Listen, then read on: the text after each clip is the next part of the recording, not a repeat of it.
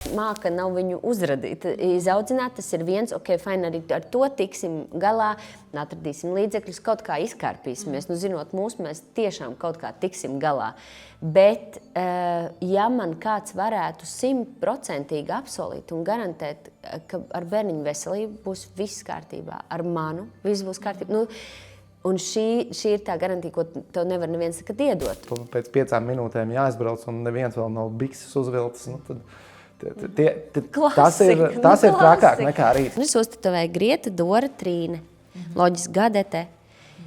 Mans tētis ir Guntis, un mamma Diana un brālis Toms. Tiešām, kā tā var trāpīt? Es savos sniega zābakos šļūcu pa Vecrīgu, un es nonāku pie vietas, kas bija kādreiz, ko sauc Omas Brilliant, un tas bija tas bārs, kur mēs ar Kasparu satikāmies ārpus darba pirmo reizi, un sākās mūsu attiecības tur. Un es eju garām tai vietai, un es apstājos paceļu acis, un, protams, Omas Brilliant tur jau sen vairs nav, un tur tāda liela zīme Latio izīrē. Un man liekas, vienkārši, kur palika mana dzīve? Tas vienkārši kā šitā viss ir izbeidzies, paskatieties uz mani tagad. Sievietē piedzimis bērns, viņa iedegās šāda sarkanā lampa, kas nekad neizdzies. Jā, nekad neizdzies. Bet tā ir, bet tā tas pilnībā ir. Šī ir saruna ar 3 meitu vecākiem – sporta žurnālistu Kasparu Dvīnski un TV personību Rūtu Dvīnsku. Par ģimeni, bērniem un maziem mirkļiem, kas veido visstiprākās attiecības. Saruna notiek vecākiem veltītās Labklājības ministrijas kampaņas Mazi mirkļi veido lielas attiecības ietvaros, un tās mērķis ir atgādināt, cik skaista var būt ģimenes dzīve, arī tad, ja gadās grūtības. Saruna notiek Latvijas vecāku organizācijas studijā, un to vadu es, Inga Akmentiņa Smildziņa. Vai jūs varat atsaukt atmiņā vai pēdējās nedēļas laikā vai pēdējo dienu laikā kaut kādu mazu mirkli, ka jūs saprotat, jā, man bērni vislabākie un ģimene man kolosāli? Mums šeit šobrīd ir ārkārtīgi viegli, jo mums mājās ir vēl 2 mazuļi. Tie ir suņi. Jā, es neesmu vēl 2 radījusi, kā dažkārt mēdz rakstīt.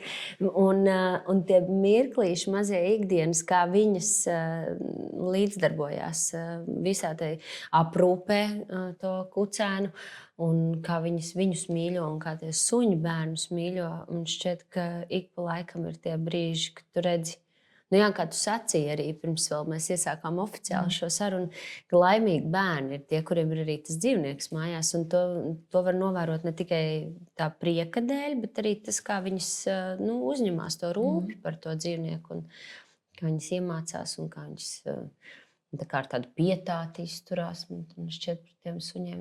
Murka un ņurka jau, protams, bet arī tā. Izzina to dzīvnieciņu. Tā kā, man liekas, ka pēdējā laikā mums ļoti daudz to priecīgo mirkļu mājās. Un tieši darba dienu rīt man patīk, jo katrs bērns, ja visi iet pēc plāna, ceļās savā laikā. Ja visi iet pēc plāna. Tad pirmā pieceļās vecākā meita, un viņa vienmēr noies lejā. Viņa paprasīs, vai suņiem jau ir sabērts ēdiens, un tad mēs sunīšus no suņu guļamistabas izlaižam ārā, pabarojam viņus, tad viņi tiek aizgādāti uz skolu, tikmēr ir piecēlusies vidējā meita. Nu tā parasti ar jaunāko pieceļās kopā, un viņas arī katru reizi iet pie tiem sunīšiem, apmīļojās un paņemās. Bet tāds pats noslēdzošais feinais mirklis bija šodien. Pirms es izbraucu uz Rīgu, Rūta jau bija Rīgā agri no rīta. Mums jaunākajai meitai šodien ir diena, kad viņa dodās uz savu dejošanas nodarbību. Uz savu Orfiņa nodarbību. Uz orfiņa nodarbību. Mēs to par dejošanu saucam. Un tad Rūta viņai jaunas drēbes kā reiz nesen ir nopirkusi, un viņai jau tās jaunās drēbes ir izlikusi, un viņa stāv un šitā smuki. Un viņi tad ar prieku saģērbās. Jo tā atkal pēdējās dienās kaut kā no pidžamas pārģērties uz dienas drēbēm, viņi grib padzīvoties pidžamā ilgāk, bet tad, kad ir dejošana un kad ir vēl jaunas drēbes, mamma sagādājusi, tad ir smuki un mierīgi. Skaisti. Man, jūs runājat, atcerējos tādu ainiņu, ka es vienai kolēģei stāstīju, ka jā, mums tāds baigais tas rīta jāpadrats reizēm ir tāds, ka liekas, tu nekad no tās mājas neizvilksies vai nekad līdz tam darbam nenokļūsi. Un, kad tur tas, un es uzskaitu tās lietas. Viņai vēl tobrīd nebija bērnu, viņa tā sēdēja tā. Es arī gribētu tādus rītus. Nu jā, tas ir manuprāt, mūžsens stāsts par to, ka tu vienmēr gribi to, kā tev nav skaidrs, ka arī gribas nesteidzīgi skaisti. Jo īpaši brīvdienu rītu, kuras var savā ritmā pamosties un apēst nevis to, kas ir palicis uz visiem šķīviem, bet to, kas ir man pagatavots. Un Lenītēm vēl sapnis par kaut kādu rīta sejas kopšanas rutīnu. Tas viss ir. Bet tā mums ir 900 sekundžu rīta. Jā, brīnišķīgi, tāpēc mēs pieceļamies 4:30 un tad ir. Bet es arī, protams, kā ik viens, kurš, es domāju, vecāks, kuram ir sirds un prāts pareizā vietā, nav nekādas tur ekstrēma izaicinājuma dzīvē, slimības, vēl kaut kas, teiktu, ka tu nekad nemainītu to, kas tev ir pret to, kā ir bijis. Vai kāds citādāk skaidrs, ka jā, katrā arī trakajā rītā, kad tu staigā plānu ledu un domā, ka tik tu nepagrieztos nepareizā virzienā, lai tikai neizaicinātu kaut kādu to sprādzienu. Arī tie rīti ir kaut kādā ziņā skaisti noteikti. Tie rīti man patiesībā pat šķiet tādi vienkāršāki un strukturētāki. Lielākais kosmos var sanākt vakars, kad meitenēm ir vai nu uz slēpošanas treniņu jābrauc, vai uz dejošanu. Viss trakāk ir ar slēpošanu, saģērbt viņas uz slēpošanu. Viņas ir... Kur ķiveres? Nav. Nav, vienkārši nav. Un tas ir jautājums uz kalna jau, kas tiek uzdots. Jā. Bet mājās arī saģērbt viņas ir vai nu emocijas skolā, bērnu dārzā sasmēlušās, un tad vajag abām savā starpā izdauzīties, bet ir pēc 5 minūtēm jāizbrauc, un neviens vēl nav bikses uzvilcis. Nu, tad tas ir trakāk nekā rīts. No rīta vēl tā plus-mínus rāmjos sanāk. Bet, nevar teikt skaļi. Tad tas izbeigsies, bet kaut kā es teiktu pat, ka pēdējā laikā tie rīti ir iekārtojušies samērā harmoniski. Lai arī mums katrs ir grūti viņas. Jā, katrs ir jāizgādā savā laikā, savā vietā, un tomēr kaut kā tīri normāli iet. Nu tā. Nu, salīdzināt ar pirms labāk neelpot šajā virzienā. Zinu, ka tev tajā brīdī iet labi, tad liekas, ka labāk šo tēmu neaizskar. Tas viss kaut kas plūst un mainās. Bet jums ir, Rūt, tev kā mammai, Kasparam kā tētim, tādi savi mirkļi ar bērniem, kas ir tie īpašie mazie mirkļi? Man šķiet, ka mēs ļoti apzināti cenšamies kaut kā paplānot tos brīžus arī. Protams, ka noteikti sanāk ikdienā, jo pirmkārt lielās meitenes, kurām ir 8 un 6 gadi, mēs vēl aizvien liekam gulēt. Viņām ir nepieciešama pasaka, vai tā ir audio pasaka, vai mēs lasām grāmatu, bet viņām vajag tajā brīdī, lai mēs esam ar viņām. Un ir reizes, kad viņas ļoti, ļoti palūdz, lai mēs abi esam šajā procesā klātesoši, bet lielākoties tad ir vai nu viens, vai nu otrs. Tas ir tāds brītiņš, kas noteikti ir arī diezgan, manuprāt, tāds svētīgs, jo tie vakar, līdz 16 gadiem jau droši vien pasciņu nelasīšu. Tāpēc es kaut kā arvien biežāk laikam pieķeru sev pie domas, ka lai arī tev tajā brīdī nāk miegs, un tu jau sen lasi jau starp rindām kaut kā pilnīgi greizi, ko viņas, protams, dzird, jo viņas zina, kas ir grāmatā rakstīts. Un tomēr man šķiet, ka ir jāizbauda laikam vēl kamēr tā iespēja ir. Un tāpat, es saku, ir noteikti arī tādi ikdienišķi mirkļi, bet ir tādi mūsu ļoti apzināti plānoti. Tajās reizēs tie ir tādi mazi izbraucieni kaut kur ārpus mājas, jo grūti ir mājās. Mēs nekad neesam vieni, mēs tur vienmēr ir kaut kāds ļembasts. Un tā tad Kaspars brauc, piemēram, ar vecāko meitu uz basketbola spēli uz Lietuvu, tā ļoti apzināti tikai ar viņu. Es braucu ar vidējo bērnu, tādā arī mini ceļojumā. Divatā. Nākamais arī tagad ir ieplānots, vēl tikai jārealizē. Tagad tas jaunais vilciens uz Tartu, viņš kā reiz Siguldā. Jā, mums ir ar Siguldu vilciens uz Tartu. Es esmu piezīmējis, ka jā, mēs varam Čībās aizbraukt līdz vidējo bērnu plāns aizskriet. Jā, tā, mēs pacenšamies, un mums sanāca arī tur vasarā, kad lielās meitenes savukārt bija nometnē, tad mēs ar mazāko bijām vairāk ar viņu, tikai viņu, jo arī trešam bērnam kādreiz jābūt vienīgajiem.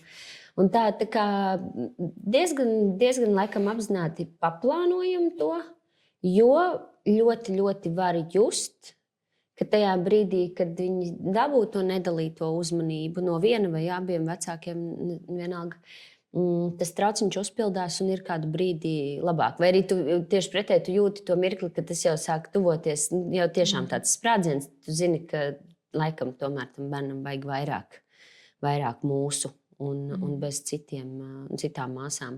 Nu tā, varbūt greizi, nezinu, mēs tā esam kaut kā laikam sapratuši, ka mums tas tā labi strādā. Es domāju, noteikti labi. Bet tā plānošana tur ir. Nu jā, Tur protams. ļoti apzināti. Protams. Tāda neapzināti, man liekas, ar dejošanu, kad meitenes ir jāved uz dejošanu, viņas dejo dzirnās abas, bet katrām ir nodarbības savā laikā. Un tad bija sanāki otrdienās, tā sanāk, ka ierasti es varbūt aizvedu vecāko meitu, un tad mēs divi tā, no Sigūlas līdz Rīgā mums tur stundu 15 mašīnā sanāk kopā, un pēc tam Rūta savukārt, tad, kad vidējai māsai 2 stundas vēlāk brauc ar viņu. Nu jā, mēs pārbraucienu droši vien, jā, laiks mašīnā. Tas ir fēns laiks, ka tu vari tā papļāpāt un parunāt. Viņas gan, protams, vienmēr grib klausīties kaut kādas savas tās dziesmas un visu kaut ko, bet tik pa laikam tieši tur sanāk tādas vērtīgākās sarunas. Vakar kādreiz braucām ar vidējo bērnu un runājām par to, ka viņai septembrī jāiet uz skolu un kādas ir tās viņas sajūtas. Un tur es arī noskaidroju, ka bērni sāk mācīties melot. Jo man savukārt, man tā sirds ir varbūt nedaudz mīkstāka kā Rūtai pret bērniem, ko viņi drīkst, ko nedrīkst darīt. Man viņa mašīnā prasa nevis vienkārši paklausīties mūziku, bet paskatīties video. Un es lieliski zinu, ka Rūta neļauj mašīnā skatīties viņām video. Un es doreiz saku, mamma, ļauj skatīties. Tur mamma skatījies. Jā, nu labi, es piezvanīšu, paprasīšu. Un tad, ja viņi apstiprinās, tad jāskaties. Nē, nezvan. Jā.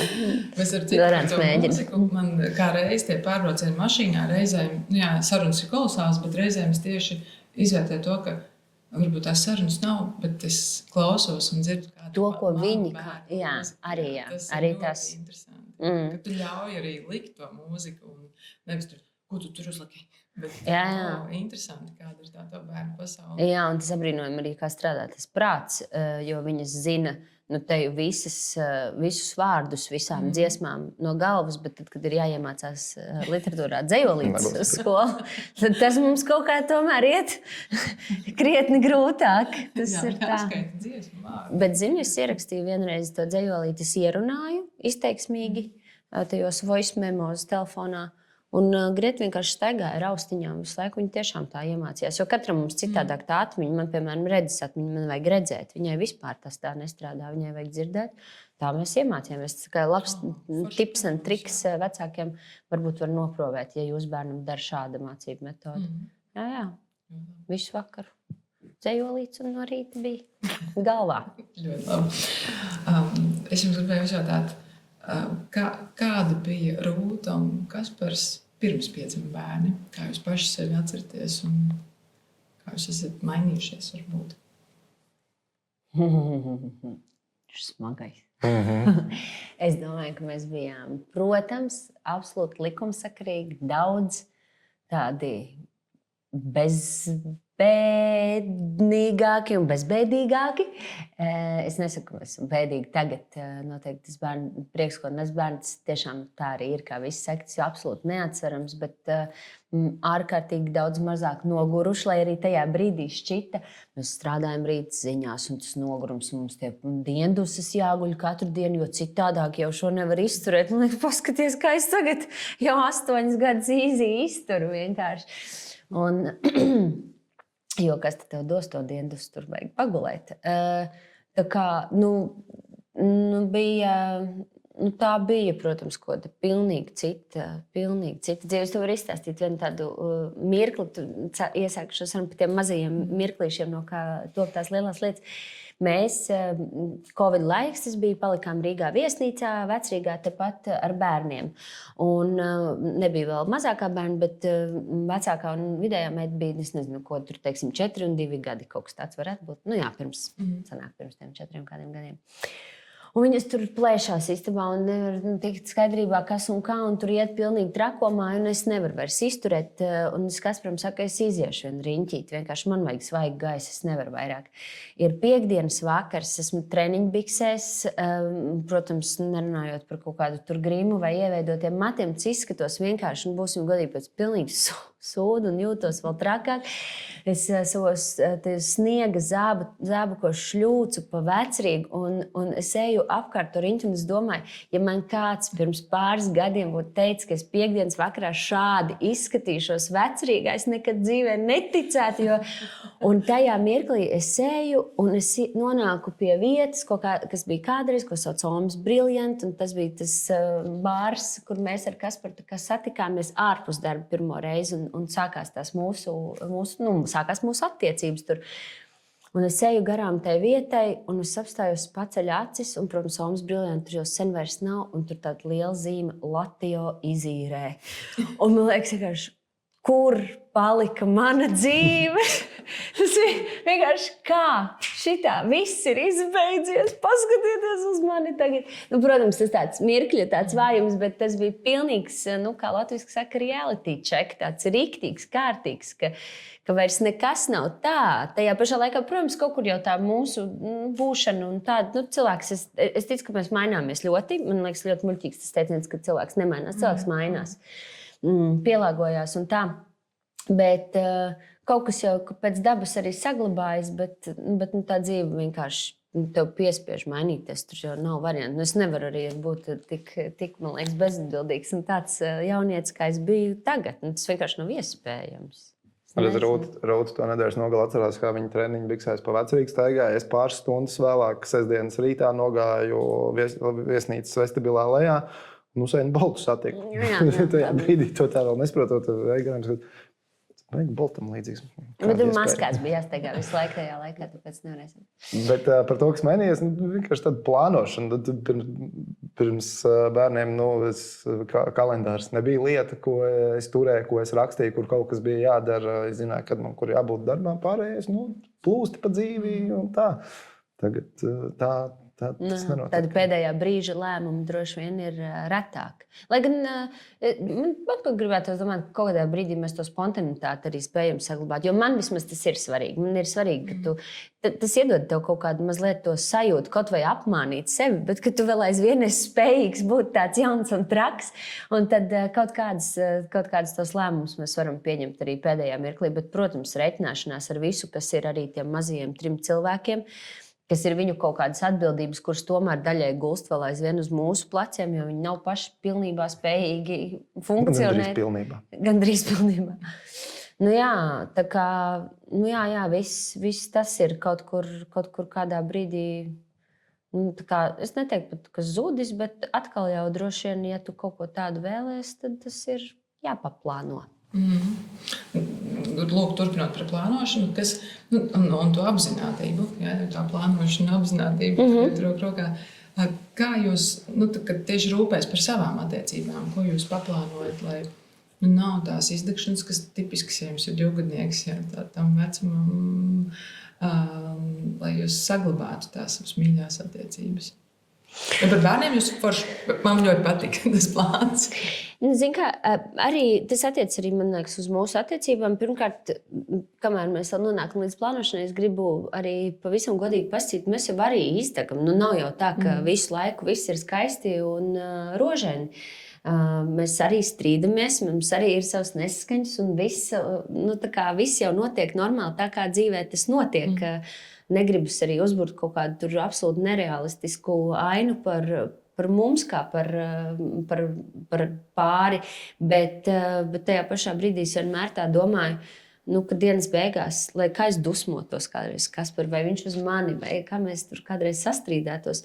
Ja tev ir jāizvēlās, man liekas, katrs mēs izvēlamies to savu ķēpu labāk, jo tā tev ir pazīstama, labi zinām, un tur viss ir kārtībā, un globāli jau tas nav nekas, jo es neticu, es godvārds neticu, ka ir iespējams tā, ka viss ir tik skaisti un rožaini, ka tev nekad dzīvē vispār neviena domstarpība nav, un man liekas, tad arī jāsāk meklēt, jo kaut kas nav līdz galam ritīgi. Bet mēs cenšamies ieplānot arī savas tādas divatā prombūtnes. Un kaut kā mums parasti to izdodas apvienot arī patīkamo ar lietderīgo vai ar darbiem, kas mums kopā ir jādara. Un tad mēs aizlaižamies uz kādu laiku, kas, protams, ir iespējams tāpēc, ka mums ir brīnišķīgi vecvecāki bērniem. Un tad aizlaižamies uz kādu brītiņu, it kā pastrādāt, bet tāpat laikā, ka tu esi divi tā, un tā, vai mums tikko bija tur darba balle arī, un tad mēs izmantojam to iespēju. Es tieši arī uzdevu jautājumu, es aizdomājos, ka šogad viens mums bija darba balva, un otrs bija trīsveidžu balva, kur arī strādājām kopā, vadījām pasākumu, bet tāpat kā tie date nights, ne? Sanāca tā. Un janvārī jau 2 reizes mēs šādi esam tikuši brīvībā. Tā kā, tu arī, es domāju, ka sporta zāli. Uz sporta zāli mēs ejam, jā, mēs tur gan maz sarunājamies. Bet mums ir viena trenere, līdz ar ko mums tā sanāk, ka mēs saplānojam treniņus viens pēc otra, un tad mēs tur satiekamies.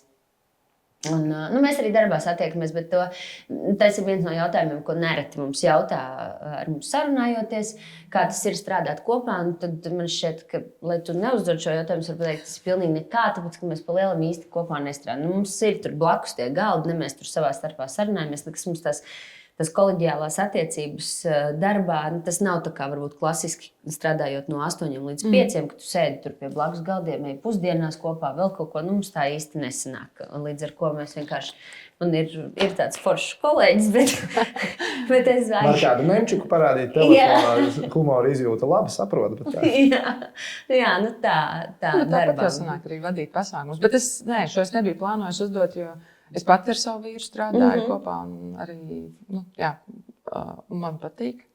Mēs arī es nesen pie viena veikala noklausījos sarunu, kur kasierīte stāstīja, laikam apsargam, viņa saka, cik labi, ka es ar savu vīru kopā nestrādāju, es taču viņu nevarētu izturēt, jo knapi mājās iztur, un es domāju, cik labi, ka man šā nav, ka man tā patīk kopā. Man patīk visiem būt kopā.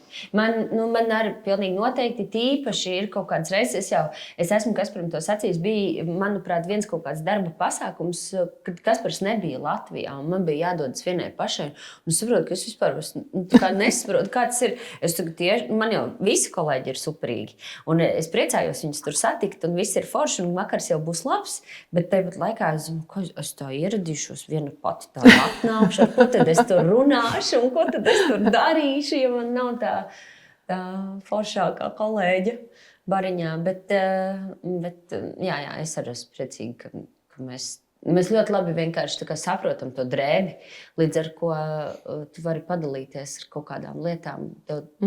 Par to darbu, ja tu gribi kaut ko pasakīt, tev, nav jāsāk no nulles, viss tur skaidrot. Es uzreiz varu minēt konkrētus vārdus un amatus un visiem. Jā, man liekas, tā laime tāda. Ja tā sanāk, tas nav tāds privilēģis. Gan jau no darba atkarīgs, es tā pieļauju. Tas burvīgi. Bet runājot par tādiem strīdiem, jūs varat padalīties ar kādu grūtu brīdi ģimenē, kas ir bijis un kaut ko tas ir iemācījis. Es domāju, ka mums aizvien visgrūtākais, ko mēs esam gājuši cauri, ir mūsu vecākās meitiņas saslimšana. Un tas gan vispār nekādā veidā nav saistīts ar strīdiem, jo to tur tajā brīdī nebija. Un šeit mēs vispār, tas mirklis nebija, kad kāds tur ar kādu vispār sastrīdētos kādu brīdi. Nezinu. Tas vienkārši bija tāds milzīgs visas ģimenes, visu iesaistīto pušu pārdzīvojums, kas, protams, kad tagad ir pagājuši, cik jau 3 gadi, ja? Jā. Būs vasarā 3 gadi. Tad tā retrospektīva var atskatīties to laiku un varbūt kaut ko vēl vairāk tā secināt, jo pirmkārt to, ka prāts izdzēš visādas nepatīkamas epizodes, mūsu zemapziņa kaut kā brīnišķīgi strādā un kaut kādas lietas, es tur kaut kad skatoties bildes, atcerējos pareizi, bija taču tā un bija taču šādi un tā vēl un šā. Bet tagad es redzu, kādu nospiedumu tas atstāja tajā brīdī, varbūt tikai tā kā uz mums katru, arī uz mums katru individuāli, to starp, piemēram, jaunāko māsu. Un tā, jo mums 3. māsiņa vēl nebija, bija Vēderā man tieši. Citu, jā. Tādas visādas kaut kādas lietas, kuras tu saproti, tagad tur savelc kopā un vari skaidrot notiekošo ar to, ka varbūt bija šis lielais tāds pārdzīvojums. Tā, un ka tas ir, ka tas ir laikam, man tas noteikti ir bijis tāds lielākais trieciens ģimenē, tāds, kas sašūpo, ka tu sāc savā galvā pārdomāt, tā kā, hei, kas vispār notiek, kāpēc dzīvē kaut kas tāds notiek, un tev prātā, vissliktākās domas. Bet tev bija tajā brīdī, esmu dzirdējis, ka daudzi, tad, kad nonāk tādās lielās grūtībās, sāk uzdot to jautājumu, kāpēc ar mani? Man nebija jautājums, kāpēc ar mani. Man bija drīzāk jautājums, kāpēc nav skaidrības, kāpēc taču... Jā, jo mūsu gadījumā, piemēram, tā ir autoimūna saslimšana, kur tev neviens nekad dzīvē nepateiks to cēloni un to ierosinātāju, kas ir vispār brīdīgi arī turpmāk, jo katru reizi un tur arī es sapratusi, bērns slimot, tas loģiski normāli, visādi vīrusi un viss kaut kas. Ja saslimst kāda cita no māsām, stāv diezgan mierīgi, normāli, manuprāt, adekvāti rīkojos. Tur skatos, vajag iesaistīt kaut kādus medikamentus vai nevajag, vai ārsta apmeklējums ir nepieciešams. Kaut kādas tādas lietas, tu kā jēdzīgi izvērtēt to situāciju. Tiklīdz tā ir grieta, tā manī satraukums ir tāds lielāks, un es tur neko nevaru padarīt. Un es domāju, ka es nevarēšu arī droši vien visu mūžu. tā kā, jā, tas ir sadragājis arī kaut kādā ziņā tādu to. Jau tā mammas satraucās par daudz. Un tad šis uzlika, protams, ekstra smagumu tam. Bet, kā ir, tā ir. Un viss ir labi un dzīvojam tālāk. Jā, iztikām kaut kā ārā. Par tādiem ikdienišķiem strīdiem, man liekas, mēs kā cilvēki, kā tipi, esam tādi, kas pārāk labi nestrīdās savā starpā. Mēs nevaram tādu grandiozu kašķi uztaisīt. Jā, jo Rūti ir tajā līmenī, es esmu te, un mēs vienkārši tad, kad mums ir tā situācija, mēs tā kā aizsliekam. Viņi izdusmojās, es izdusmojos pa savam, bet tas tā baigi nekoriģē. Rūtai dažreiz gribās uz mani kārtīgi izklaigāties, izbļaustīties, varbūt arī nedaudz uzsist pa plecu ar kulaku. Man konflikta situācija. Es esmu vienmēr mūžā vairījies no konflikta situācijām. Nē, tā nav. Viņa man nesaka pārāk bieži un spēcīgi. Man māma šito ir stāstījusi. Es to nezināju, jo man vecāki strīdējās daudz bērnībā. To es tā kā atceros, ka braušana manās mājās vecākiem savā starpā bija. Bet to es arī, kā Rūta saka, kaut kādas sliktās lietas mēs ar laiku mēdzam izdzēst sev no galvas. Un man mamma stāstīja, ka, ja mājās bija konflikta situācija, es notinos. Viņi ievēroja, ka es pazūdu. Tā dara grieta. Es uzreiz izskrēju ārā, es biju pagalmā, es kaut kur darīju. Viņa teica, ka es vienmēr, ja bija konflikta situācija, es pazudu no turienes. Tas man kaut kā laikam iet līdzi arī tagad. Viņš nepazūd, viņš neiet prom, viņš vienkārši arī nebļauj man pretī. Skaisti. Jā, lai princesīte padusmojas. Man arī dažreiz, zini, tas ir vēl kaitinošāk. Es redzu tajā viņa sejā, ka viņš redz, labi, tagad izbļausties, dari kā tev jādara, un es te pagaidīšu. Vienkārši tad liekas, es te par lietu bļaujos. Cik skaisti tās ģimenes dzīves, jums teikšu, man liekas brīnišķīgi ar visu to. Bet es gribēju arī parunāt par to pašu sākumu, kad sāka dzimt bērni. Jūs atceraties tās dzemdību dienas savu bērnu, kad tic jaundzimušais rokās, un kādas ir sajūtas vai domas par to? Jā un nē. Man liekas, no katrām dzemdībām kaut ko spilgti atceros, bet tad kaut kādu momentu, kas ir bijis viena bērna dzemdībās, kas ir citam bērnam bijis, to es tā kā nevaru atcerēties. Par vecākās meitas dzemdībām es ļoti labi atceros, kā nabas saites pārgriezu, jo līdz tam man likās, man arī papsī griezīs nabas saites. Es negriezīšu. Un tad pienāca tas mirklis, tad teica, griezīs nabas saites? Jā, griezīs. Un tā, to es tās pilgti atceros, stulboju loku atceros, ko es pirmajā dzemdībās. Jūs to neatklāsat, jā? To stulboju. Tur bija kaut ko krējumu. Par krējumu, jā. Kāds sakars? Es atceros vienkārši to, ka Man liekas, ka vajag tā kā nedaudz nomierināt to situāciju, un varbūt, ka joks ir tas, kas tagad ir Kas, protams, ka nav.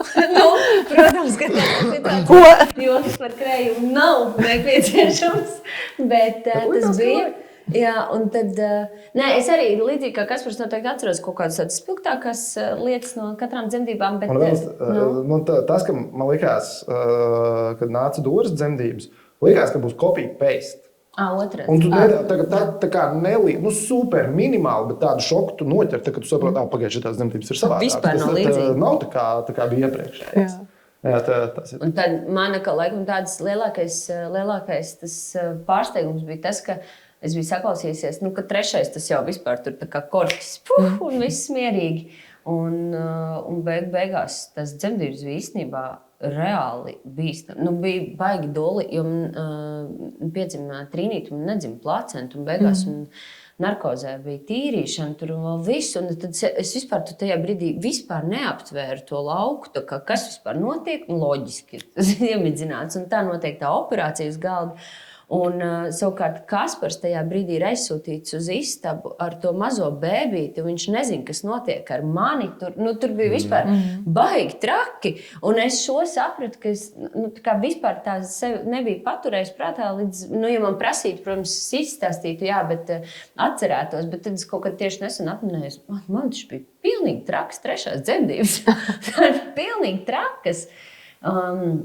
Bet es vairāk, laikam, tā kā atminos varbūt tādu sajūtu, nevis tādus notikumus kaut kādus, bet tādu sajūtu, ka tu paņem to pirmo bērnu rokās un ir absolūta vispār nesaprašana, kas tagad notiks. Un tā kā, vispār tu esi pilnīgi tumšā mežā, cietā dzīve un visār šausmas. Un tad, savukārt, tur otro bērniņu, tev liekas, ka tu jau tāds varošs vecāks, un tad, protams, tur citi izaicinājumi, kas nebija ar pirmo, līdz ar ko tu atkal esi izmests no laimes. Un ar trešo, mums starp otro un trešo bērnu ir lielā gada starpība. Mums pirmās divas meitenes ir ar 1 un 9 starpā, kas ir ļoti mazs tas laiciņš, un tur tiešām, principā, visu var teikt. Es nebiju vēl, manuprāt, grietas, tur pirmās pampera paciņas, kaut kāds izmetus, kas jau Dorē varēja viņas ilgt. Savukārt Trīnīte dzima, kad Dorānam bija jau 5. Tad 5 gadi.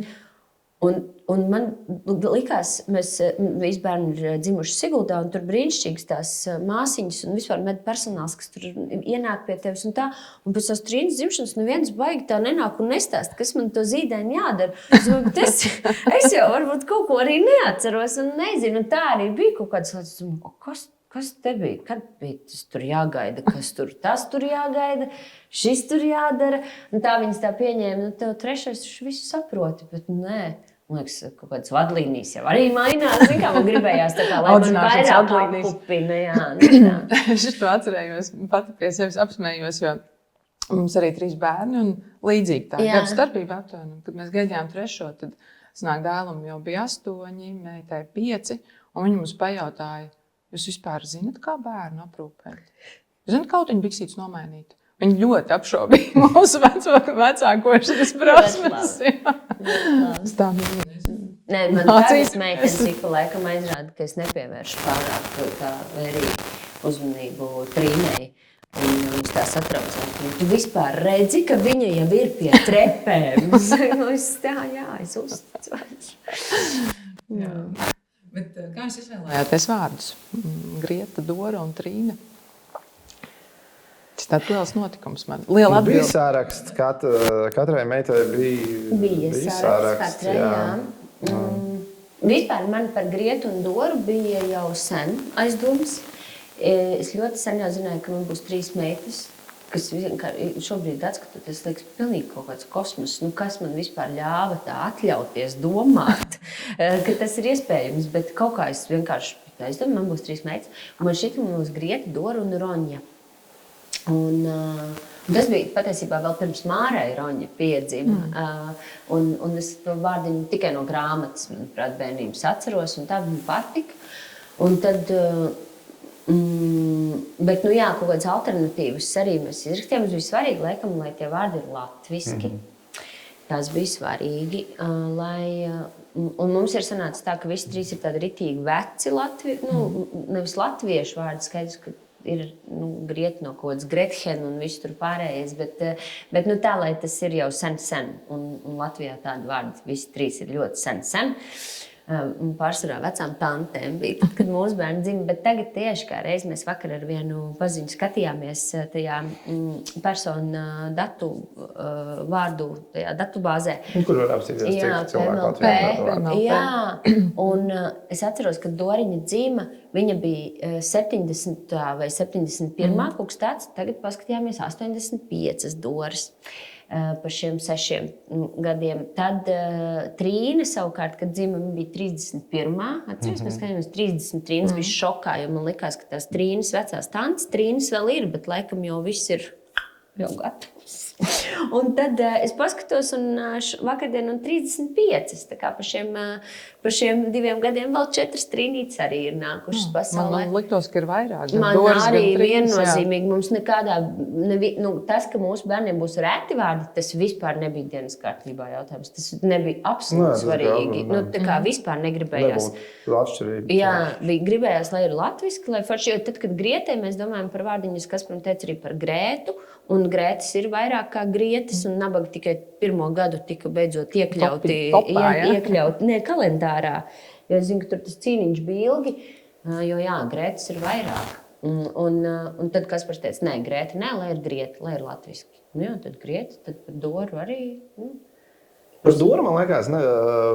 Un tad vēl nebija tā multene tik populāra. Jā, Dora, kuras dēļ ļoti daudz saka Dora. Un man nav absolūti nekāda iebilduma. Katram vecākam savu izvēli. Vienkārši tajā brīdī, kad mēs Doriņai likām vārdu, man nebija tāda faila par to, ka varētu būt, ka ir Dora. Jo mēs taču Noras par Norām pēkšņi nesaucam, tāpēc es kaut kā vispār par to nebiju pat aizdomājis. Es vispār esmu latviešu valodā jau arī nav. Nav oburti, vēsturiski. Bet es bēgu no Lāča un Vilkam nagos, jo esmu Rūta un es zinu, ko nozīmē visu mūžu pieteikt, ka tu esi ar garumzīmi, ka tu esi Rūta, ka tu neesi Ruta un tā, jo visur jau rakstot sanāk. Un tad man likās, te ir nepārprotami. Ir Grieta, Dora un Trīne. Un kas var būt vienkāršāk? Un beigās ir viss Grietu sauc par Grētu, Doru par Doru un Trīni par Trīnu. Tā kā nevis Trīnē, bet Trīnā. Arī par Tīnu. Ai, skuinu. Es vienkārši jau visas šo cīņas atmetus. Tā kā, gribēju kā labāk. Bet Roņu tā tad neielika, jā? Roņu nē, jā. Roņu, lai ir citiem. Frīda bija top variants. Frīda arī bija, jā. Trīna un Frīda bija pēdējais, kas tur. Un beigās tad par Frīdu Kallotu sākās. Jā, mamma zvanīja un teica, ne, Frīdu, ne. Jo Frīdai Kallotas liktenis. Bet mums draugiem ir Frīdiņa, un viņai tik brīnišķīgi piestātus vārds, viņai melni gan mati. Jā, tā ir Frīda. Mūsu rudais brīnums ir Trīne, tas ir skaidrs. Tas ir skaisti, jā. Man vienkārši tā vārdu došanas sajūta licies kaut kas tik tāds liels. Jā, bet... Rūdē kaut kā interesanti sanāca arī neapzināti Grieta, Trīna, Dora. Jā, paskaties. Man ir, šis ir draudzeņu brauciens uz Malagu un Sangriju brokastīs. Tātad, un mēs gājām pirkt bērniem ziemas jāciņas, bet ieslīdējām tetovēšanas salonā. Un es uztetovēju Grieta, Dora, Trīne. Loģiski gadete. Mans tētis ir Guntis, un mamma Diana un brālis Toms. Un es nekad dzīvē par to vispār nebiju pat aizdomājusies, līdz es to bildīti kaut kā ar tiem pirkstiem neieliku sociālos medijos, un man viena paziņa no bērnības uzrakstīja, bet tur sanāk arī Guntis, Diana un Toms, un tiešām, kā tā var trāpīt? Uzliku sev uz rokas. Pilnīgi, jā, tā kā ieliku uz meitenēm tos vārdus ar tiem burtiem. Cik jokaini. Man liekas, brīnišķīgi. Un tā ir tā mazā lieta. Jā. Nē, man vairāk tas, ka jūs gājāt ceļojumā. Pirkt drēbes negājāt. Tetovēšanas salā. Standarts. Man tūdaļ ar draugiem uz Kipru jābrauc, varbūt mēs arī esam tetovēšanas salā. Jā, arī atnāks ar kaut ko uz rokas. Bet tad, kad jūs teicāt, ka jums tagad būs 3. bērniņš, kādas bija reakcijas? Tā, ka saka, tik daudz, vai ka tas ir liela ģimene? Es atceros tikai tādus sirsnīgus apsveikumus un prieku. No visiem apkārtējiem un no tiem viedokļiem, no tiem cilvēkiem, kuros es ieklausījos. Es arī tādu lielu pārsteigumu neatceros vai kaut kādu tādu noraidošu to attieksmi, bet man ir noteikti jāsaka, ka mēs dzīvojam pilnīgā kaut kādā burbulī, jo mums tuvāko ģimenes draugu tas loks visi ir teju 3 bērnu vecāki, kas ir droši vien ļoti reti. Bet es saku, tas tāds mūsu burbulis. Mums ir, piemēram, tur vecu bērnības draudzeņu čatiņš, mammu čatiņš, tāds, kur sen jau neviens vairs pampaniem nerunā, bet sākotnēji tur vajadzēja meklēt to atbalstu vienai pie otras, un mums ir arī tā paveicies, ka mēs vienlaicīgi arī kļuvām par mamām, līdz ar ko viss tur superīgi sanāca. Un mēs tur esam 6. Jā, un 4 no tām 1, 2, 3, 4. Tu ganģi skaiti? Nē, es un Agija 4. Jā, mēs esam 5 tur, un 4 ir 3 bērni. Tas ir daudz, man šķiet. Jā, tas ir. Jo mēs kādreiz braucām 3 ģimenes vasarās, tur vīrējām kaut kādas mājiņas pie jūras un dzīvojamies. Mums ir jāņem tas viesnums, kur parasti kādas rīko, jo vienkārši nav variants, jo mēs kopā esam jau par daudz. Tā kā, jā, mums ir ļoti daudz dižģimeņu viss riņķī apkārt, kas ir forši. Jā, Latvijā ir daudz 3+ ģimenes. Tās ir vienīgās, kas turpina pieaugt. Tad laikam sanāk tā, ka mums ir, ņemot vērā, ka tā demografiskā situācija neuzlabojās, tad mums ir vai 3+ vai nav vispār. Jā, nedzimst pirmie bērni. Tā ir, jā. Tas ir tā interesanti. Bet sāksim to kaut kādā brīdī riktīgi just. Tas nāk no radio reitingu sapulces, kur mēs jau redzam, kā mainās vispār tā situācija. Mums pietrūkst, jaunās paudzes, ko vispār ielikt statistikā. Lai par viņiem vispār statistiku uztaisīt, viņiem ir jābūt, un viņu nav. Jā. Tā ir. Šī saruna varbūt arī par to, lai tiem, kam jau ir bērni, piemēram, 2. Domā, varbūt 3. Tas ir tāds. Nē, man liekas, es arī saprotu, piemēram, ir ģimenes ar 2 bērniem, ka tu tā tīri pragmatisku iemeslu dēļ. Lielākā daļa sabiedrības tomēr dzīvo dzīvokļos, vai nedaudz dzīvokļu mājās, kur pārsvarā ir 2-3 istabas. Jūs jau tur 4 esat, un tu domā, vēl 5. Būs baigi nērti. Tā cilvēcīgi es saprotu. Arī, ja kāds Uste jau būtu audzināt vēl vienu, bet tu sāc domāt, kur es viņu audzināšu. Protams, ka tas, kā tavi tajā brīdī tie dzīves apstākļi absolūti 100% ietekmē to, vai tu šo lēmumu pieņem pozitīvi vai nē. Jo mūsu gadījumā arī, ja mēs nebūtu tajā Siguldā, mums nebūtu palīdzīgu roku, mums nebūtu meitenēm brīnišķīgu vecvecāku, krustvecāku, kas ikdienā ir klātesoši. Es ļoti domātu, vai es varu vispār atļauties pieņemt šo lēmumu. Nevis no tāda domāju, ja mēs tā, vienkārši. Pēc kāzām jau mēs dzīvojām Rīgā. Mēs uz Siguldu pārcēlāmies, tad, kad pieteicās Grieta. Un, ja mēs būtu pieņēmuši lēmumu, ka mēs paliksim dzīvot Rīgā, vieni kā pirksti. Es šaubos, ka mēs būtu līdz daudzbērnu ģimenes statusam. Jā, un arī, protams, arī tas, kāda tur tā 2 jau esošu bērnu, piemēram, dinamika un vispār, kādi bērniņi. Skaidrs, ka ir kaut kāds lielāks izaicinājums. Bet es arī esmu teikusi, ka ja Trīna nebūtu jau uzradusies tajā brīdī, kad mēs bijām ar Grietu slimnīcā un notika viss tur tas lielais mūsu pārdzīvojums, es nedomāju, ka mēs būtu sadūšojušies uz to 3. bērnu. Arī šī iemesla dēļ, jo es šādā vīzē esmu domājusi par 4. bērnu. Viss kārtībā neesmu domājusi. Esmu domājusi, bet vairs nedomāju. Nē, es arī tā ļoti objektīvi neesmu domājusi. Vienkārši Kādreiz kāds pajautā, vairāk gan, man liekas, kas par virzienā šis jautājums, tad 4. dēlu tur beidzot, šis ir ļoti foršs jautājums. Bet nē, tādas domas nav bijušas, bet tāpat laikā es vienmēr saku, tu jau vari radīt tos bērnus.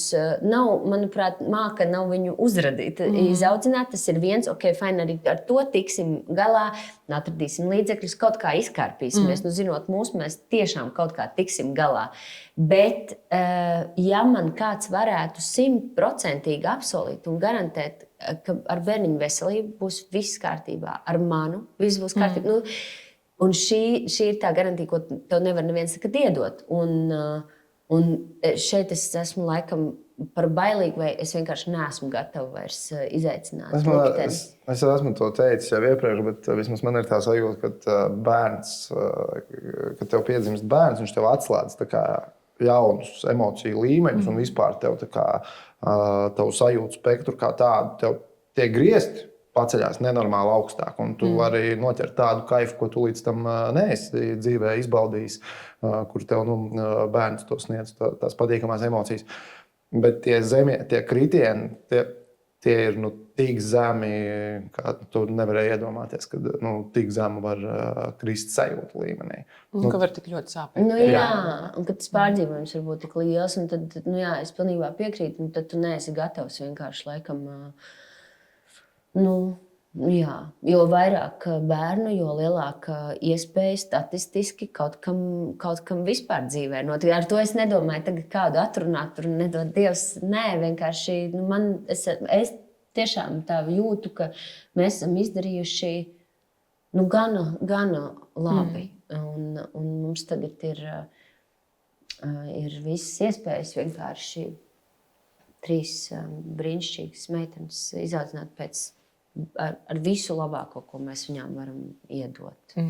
Es nesen intervēju bērnu psihiatru Nikitu Bezbrodu, un viņš teica, ka tas ir tā iekārtots, ka sievietei piedzimst bērns, viņa iedegās šeit sarkanā lampiņa, kas nekad neizdzies. Jā, nekad līdz viņa nomirst. Bet tā ir, bet tā tas pilnībā ir.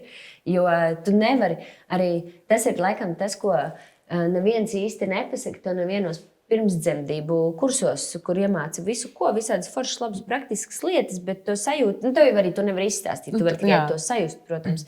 Bet to, ka tas tavs ego, tas skaidrs, viņš tur sašķīdīs lupat lēvros, dabūs šaufilīt lēnām, tur slaucīt kaut ko kopā, tas arī notiks, bet tas uztraukums un tā mammas tā sajūta, tā nabas saite, tā netveramā, neredzamā, tā nekur nekad dzīvē nepazudīs, lai kur tu aizbraukt, lai kādā randiņā tu aiziet, lai uz kādā ceļojumā tu nedotos, lai kur tu būtu. Tu vienkārši nevari izslēgt tos zobratiņus. Tas nav tā, ka tu tagad nospiedies podziņu stop un tagad es te vajag priecīgi atpūtīšos un nevienu brīdi nedomāšu par to, kur tie dejošanas svārki, vai es viņas ieliku vai neieliku. Tai somiņā, tas griežas 24/7. Jā, bet man vienlaikus pašai tāda sajūta, ka bērni ir devuši tādu sazemējumu. Tu esi plivinājies, un tagad tu esi cilvēks, tu esi sazemējies, tu esi tik bagāts. Ja? Tā kā Kaspars teica, ir tā gan emociju pasaule, gan daudz, tāda cita pasaule atvērsies. Un tas atkal ir kaut kas tāds, ko tu bērniem laikam to nevar, protams. Jā, es pilnībā piekrītu. Ka tas tā ir. Man vispār kādreiz šķiet, es atceros, ka mūsu vedēji, kad viņiem palika 35, es atceros, kā vedēja māte mūsu svinēja 35. dzimšanas dienu. Jā, 35, un tur jau cilvēks kā riktīgi saprot, kas viņš ir, ko viņš dara. Viņš ir ar abām kājām uz zemes un vispār jau dzīvē kaut ko tā sasniedzis. Tā.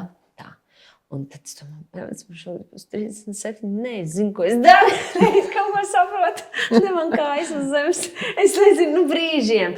Skaidrs, ka mēs esam, tu jau tajā ikdienā dzīvojot to savu dzīvi, tu jau nekad tā īsti, man vismaz tā neizdodas, tā kā pilnībā atzūmot un paskatīties, jau nē, tiešām malc rūt. Šito to es sapratu, un šeit tev vēl kur jāpieliek.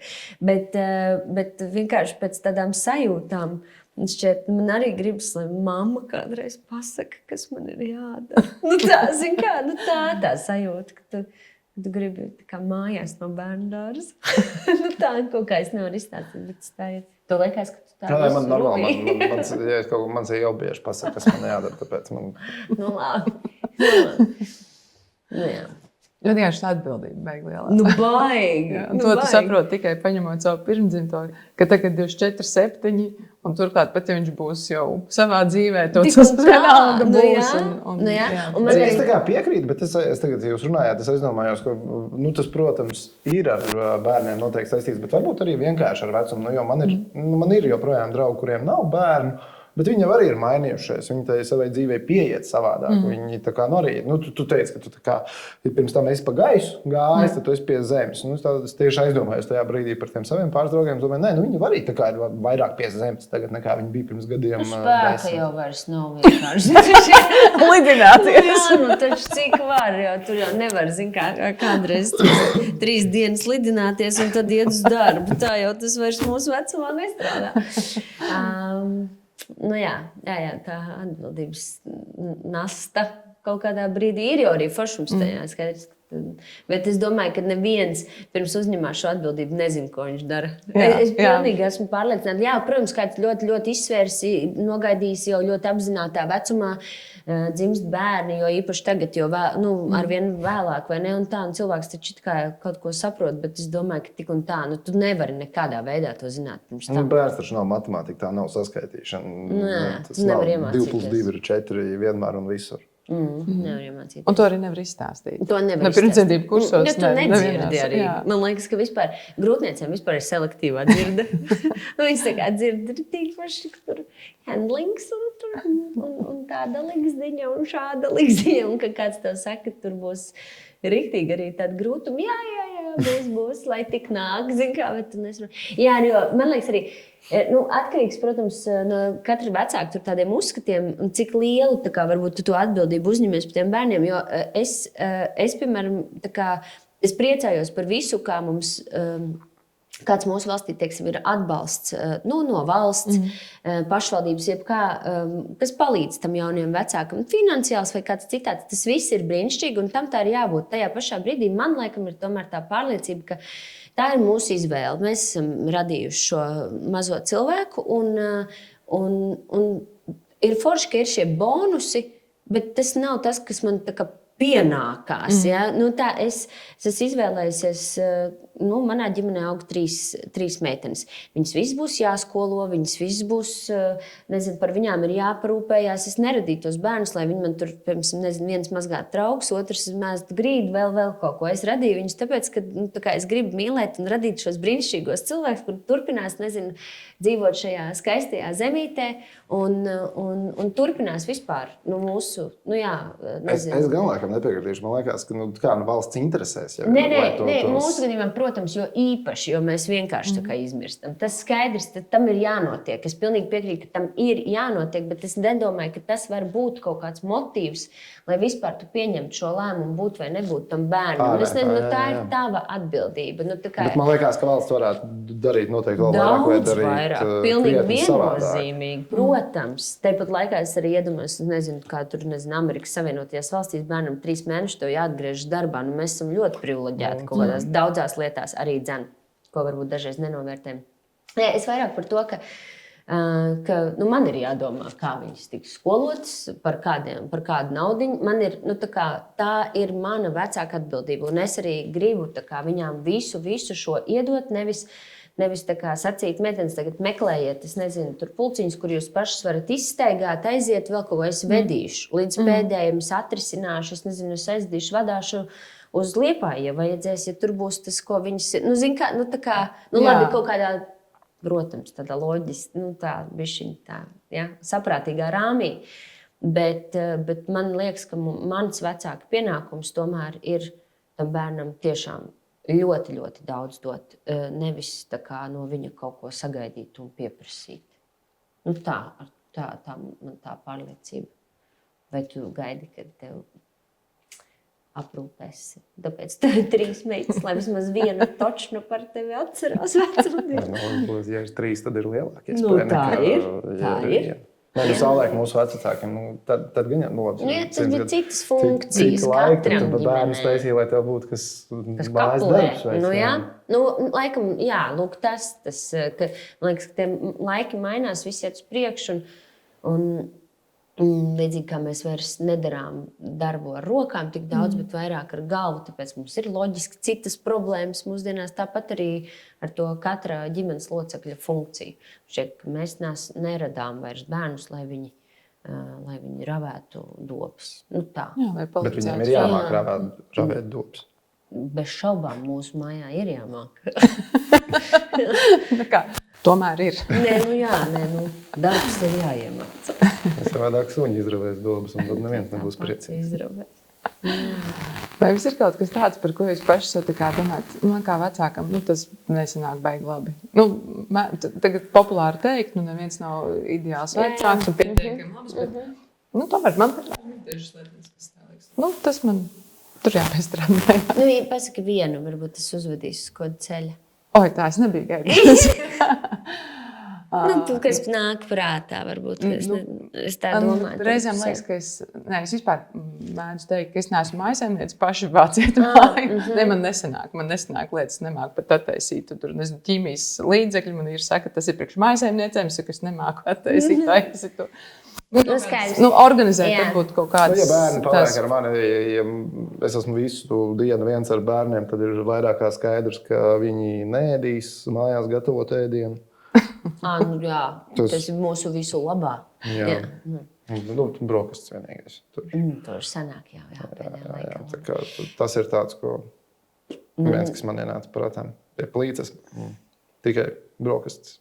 Pusdienas, tad es laikam ejam uz mašīnu. Neesmu pacietīgākais skolotājs. Es mācīties man ir grūti ļoti, un man ir grūti kaut ko iemācīt.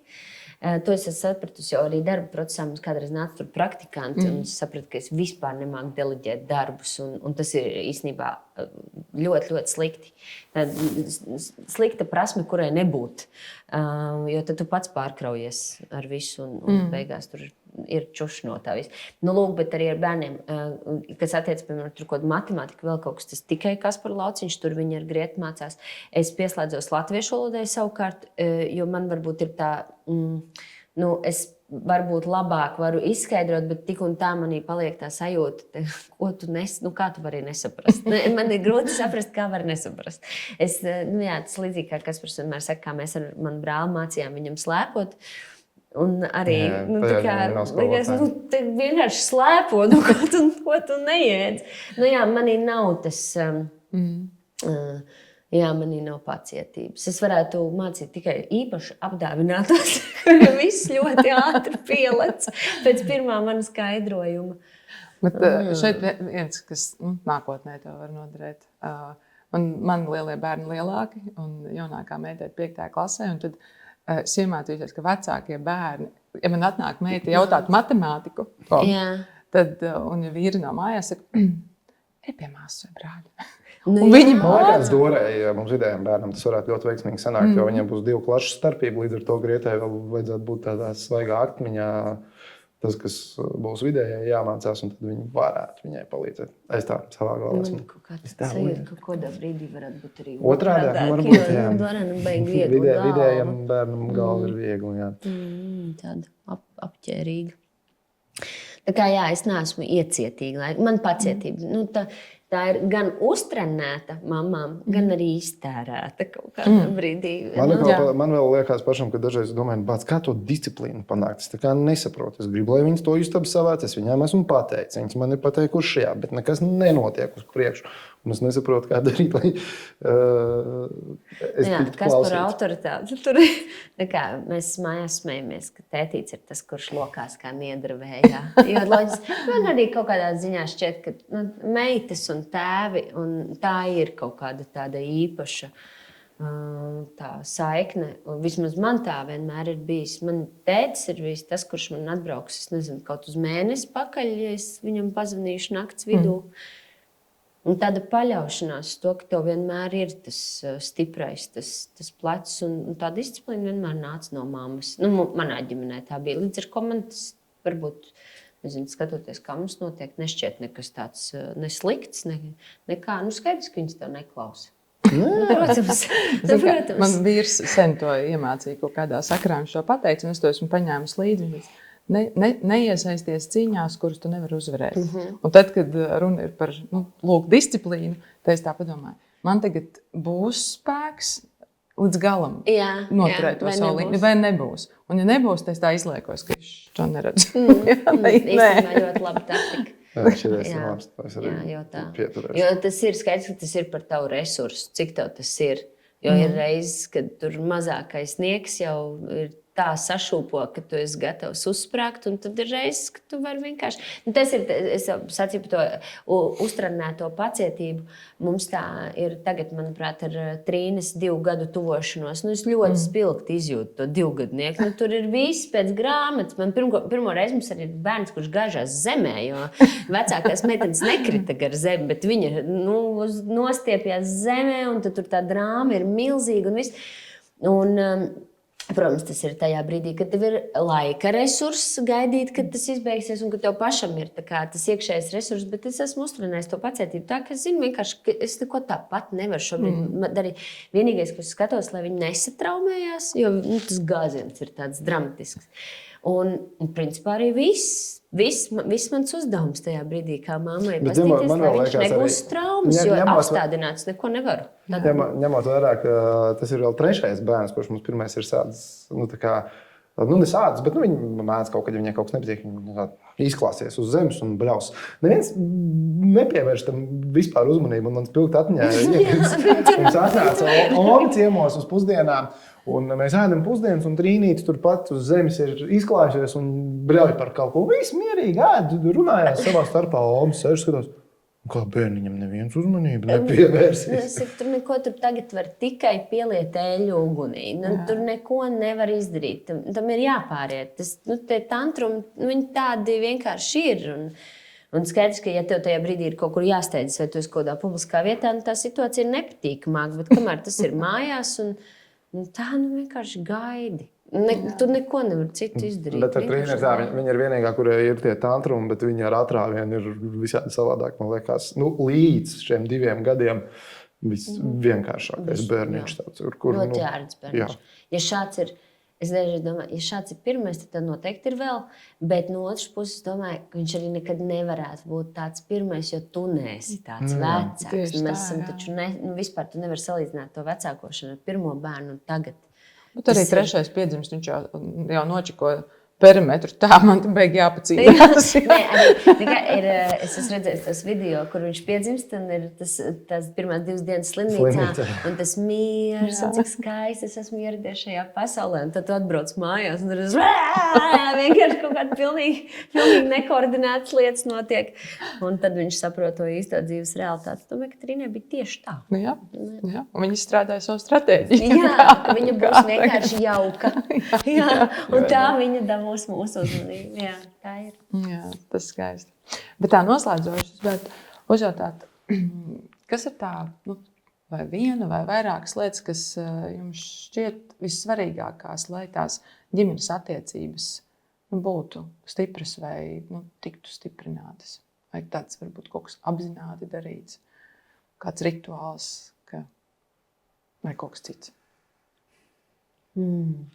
Šeit būtu forši, ja tu varētu tā izreikināt jau pašā startā, ka jūs abi pirmkārt nākat no tādas vietas, kur jau jūs katrs pats par sevi esat jau veseli un fēni, es domāju, vairāk tādi mentāli. Ka jums viss ir tā kā... Būtu baigi labi, ja lielās vērtības sakrist. Jā, tieši tā, un arī tas, tas ir ļoti svarīgi. Vienkārši tas, ka tu nevelc jau līdzi kaut kādu, vai tu neuzliec ekspektācijas šīm attiecībām, vai tu neuzkrāmē tam otram vienkārši kaut kādu tādu, nezinu, ka tu tagad būsi tas, kas aizpildīs manī tur šo iztrūkstošo, vai no tevis ir atkarīgs tas, cik es būšu laimīgs, vai ka jūs vienkārši jau nākat no tādām ļoti veselīgas tādas vietas. Bet tas tā nenotiek, protams, ar vislielāko varbūtību. Un tad ir fēni, ka jums tajā mācību procesā, ko sauc par attiecībām, vienkārši tās mācības stundas gūstot, izdodas kaut kā tieši tā arī tās novērtēt.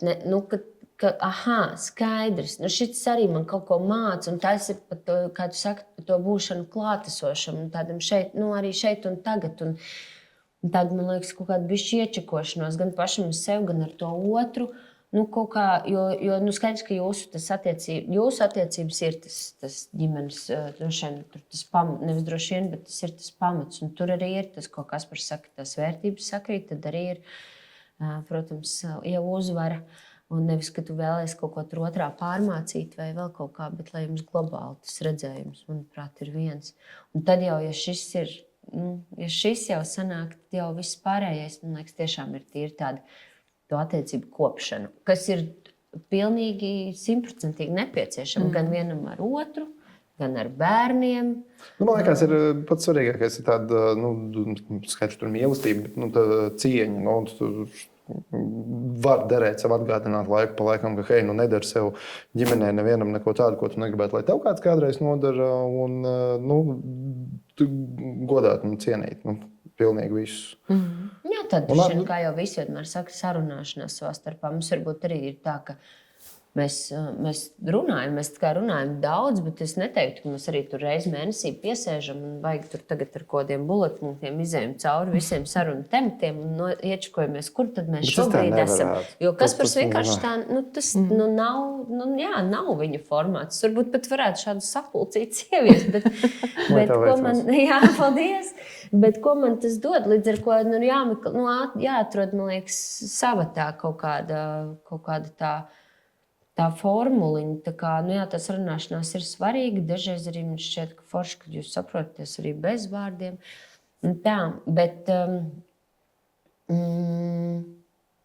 kas attiecas uz tādu plašu ģimeni, tur, piemēram, mūsu gadījumā piecatā, tad, es nezinu, man liekas, ka ir forši, ka ir kaut kādas tās savas ģimenes tradīcijas, protams, kuras bērni zina, ievēro, gaida.